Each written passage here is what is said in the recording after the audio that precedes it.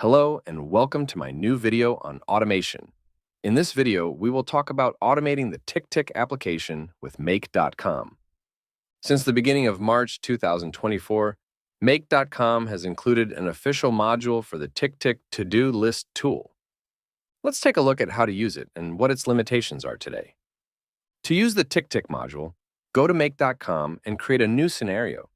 Add a new module and then search for TickTick, which has an orange-yellow icon. In this module, you'll find a number of actions. It's important to note that this module's possibilities are those available with the TickTick Open API, which has a few limitations. You will therefore be somewhat limited in the number of actions available. Today, when you use TickTick via the application or the web, it's not the same API that's used. There have been several requests to the TickTick teams to make available the new API, which is in version 2.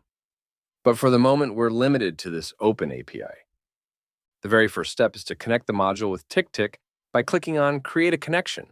To connect, I'll show you two methods, a simple one and a more advanced one. For the first method, simply click on Save. If you're not already connected to TickTick, you'll need to log in. In my case, I'm already connected to TickTick. You'll get a message not found, which is normal. You just have to wait a few seconds. You'll then get a message asking you to validate access to your TickTick account. Click on Allow. After a few seconds, Make.com is connected to your TickTick account.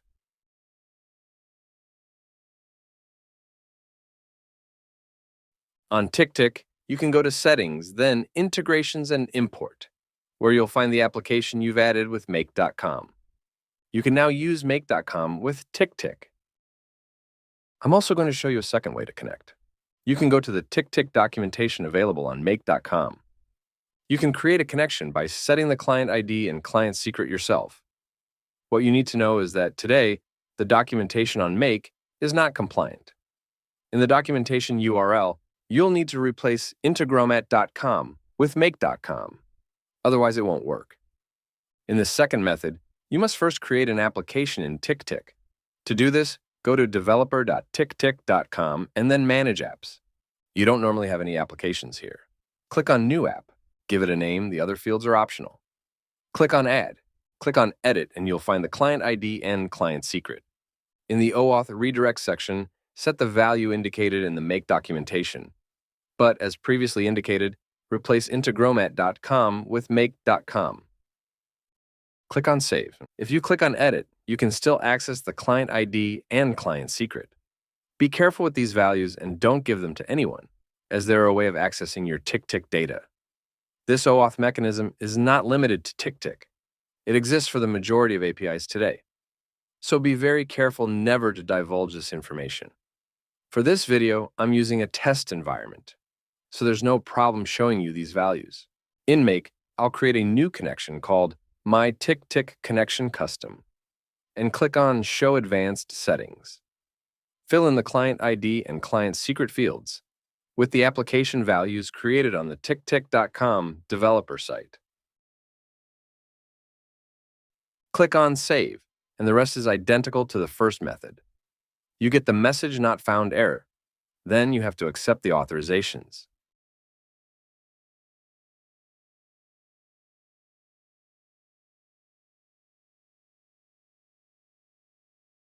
On the TickTick developer site, we see our Make.com application without any icons. We can also see this application in TickTick. If we go to TickTick in the Integrations and Imports section, we can see our manually created Make.com application. And we still see the Make application we created using the first method. If we need to revoke access, we can do so from this panel by clicking on Delete. We can now use the TickTick module to automate several actions. First, let's see how to create a task. Click on TickTick. Create Task. We'll give it a name, Task Test Number 1, and some content.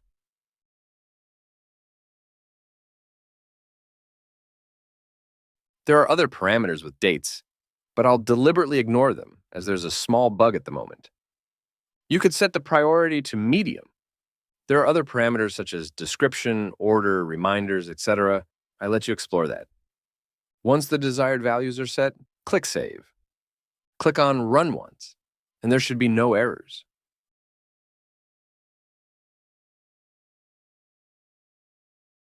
We check that the task has been created in TickTick. I can see my task test number 1 with the medium priority, as well as the task content.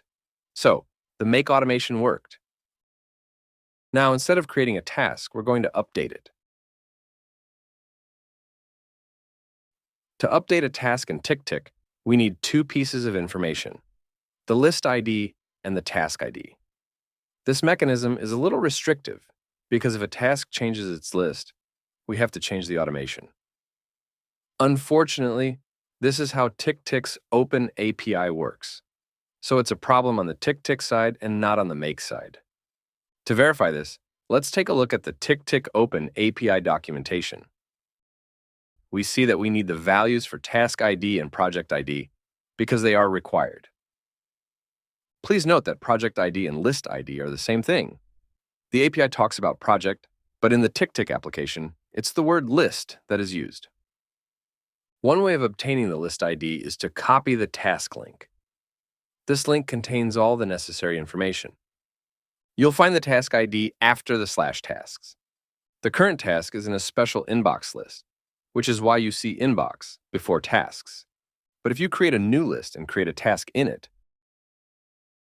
the list ID will have a different ID. To sum up this list ID part, inbox is the only list I know of that can be called directly with the word inbox. All other lists require the ID. If we want to update the task, we have to add it to the inbox word in list ID because it's in inbox.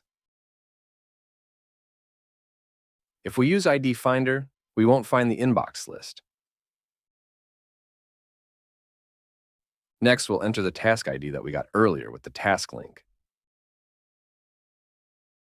To update the task, we add content to the task. For example, the content is updated from make.com.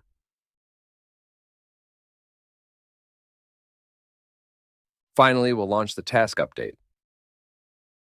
Now, when I go back to TickTick, refresh TickTick and wait a few seconds. The task has been updated. So keep in mind that you'll probably need to retrieve the task's URL to be able to act on existing tasks. You can't really use the getTask module because, as mentioned earlier, you need to know the ID list. In my opinion, this is a real limitation because the TickTick Open API doesn't provide a search function with a filter to find a task without knowing the list. You may find it difficult to find the list each time, especially if you often move your tasks between lists. Another automation option is to complete a task, i.e. indicate that the task has been completed. To do this, select Complete a Task. So here we take the same information, the inbox list, the task ID, and run only this module. Now, if we look in TickTick, refresh, we see the task test number and is now complete. Let's see how to delete a task. We're going to create a task here, and we're going to change a little. We're going to create it in list 2. We create the task and give it the name Task to Delete. We'll retrieve the task link to obtain the list ID and task ID. In Make, we create a Delete a Task module and retrieve the list ID and task ID information from the task link and add them to the module.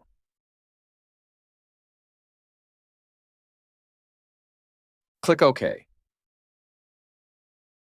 The task named Task to Delete must be deleted when we will run the module in Make. I click on Run once. The action runs without error. In TickTick, I refresh. We can see that the task has been deleted. You can also retrieve lists with the List Lists module. You can choose the number of lists returned, which is 10 by default. When you run this module, you get the list ID, the name and the type of the list in the Kind section. If I create a new list with a note list type, I give it the name NoteList1. In Make, I re-execute the module. And I get my 3 lists, the first 2 of which are task lists, and the third of which is a note list type. We also have the list display style. For example, if on TickTick I put list 2 in Kanban view, I could also put a list in timeline view, but it should be noted that I need the paid version, which I don't have in this test environment. I rerun the module. I now see that my list 2 has been switched to Kanban view. We can create a list with the Create a List module, giving it the name List Created from MakeCom and a random color. We choose a Kanban display mode and a list task type. After execution, I refresh TickTick and see that my new list is created with the defined color. To update a list, use the Update a List module. We don't have the same limitations as with tasks. TickTick Open API provides the ability to retrieve all lists, so you can choose the list from a drop-down list. For the test, I want to update the list with the name List Updated from MakeCom. Change its color and change the display mode. In TickTick, I refresh and I see that the list has been updated. The name has changed, the color has changed, and the interface has also changed. As I've switched to List View, there are a few problems with the dates parameters. For example, if we create a task with the name TaskMake11 with a due date set, for example, to tomorrow at the current time,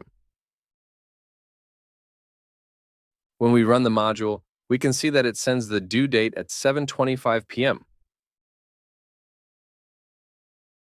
But in TickTick, there is no due date.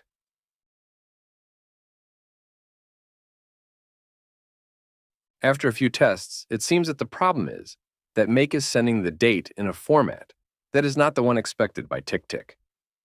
The Z at the end of a timestamp sent by Make is used to indicate that the time is expressed in Coordinated Universal Time. The Z stands for Zulu time, which is the same as UTC. I tried the same API request with Python using +0000 as shown in the TickTick Developer API example, and it works. So this seems to indicate that TickTick is waiting for another format. I've opened a ticket to the Make.com support team regarding this issue. I'm hoping to get more information and possibly a fix for the date parameters being sent. Note that you'll find the same problem with start date and reminders. So now, without this notion of date, automation is a little limited, but I'm sure the Make team will provide a correction or clarification on how to use dates. Another problem is recurring task. On a task at the very bottom, there's the notion of recurrence with the repeat flag parameter. Below this parameter is a link to the TickTick Open API documentation. If you search for repeat flag, you'll find an example starting with R rule. This type of syntax is a recurrence rule, used in particular in the ICS calendar format. To generate the correct syntax, go to icalendar.org, which contains a generator. For example, we define a reference every day. The task is created in TickTick, but with no recurrence. Although the syntax is correct, there seems to be a problem today with this parameter. I have also reported this situation to the Make support team. It's likely that the recurrence option is not operational, as there are problems with the dates. Without a specified start date, it becomes impossible to configure a recurrence, as a recurrence cannot be associated with a non-existent date. You may have noticed that earlier I mentioned the ID Finder button. Either I didn't understand how it worked or it doesn't work. In fact, when we click on the ID Finder button, it shows us all the lists except the inbox list. Then, when we select a list containing tasks, for example, list 2, which contains a task called Test 2, we get a No Matches Found error message. After looking at the TickTick Open API documentation, I didn't see any functionality that allows you to list tasks linked to an list ID. So, it's weird that Make.com added this button that doesn't work. So maybe there are features that aren't documented by TickTick. But in any case, unless I'm mistaken, the ID Finder button is useless today. In short, it's great news that TickTick is now available on Make.com, bearing in mind that it's already present on other no-code platforms, such as Zapier. Nevertheless, as the video shows, the integration is not free of bugs, which can make it more complex to use. In addition, TickTick's Open API has certain restrictions that complicate automation. This is not Make's responsibility, but rather that of TickTick, which has not yet officially published the documentation for version 2 of its API. We look forward to seeing improvements in this module to facilitate TickTick automation and seamless integration with other tools.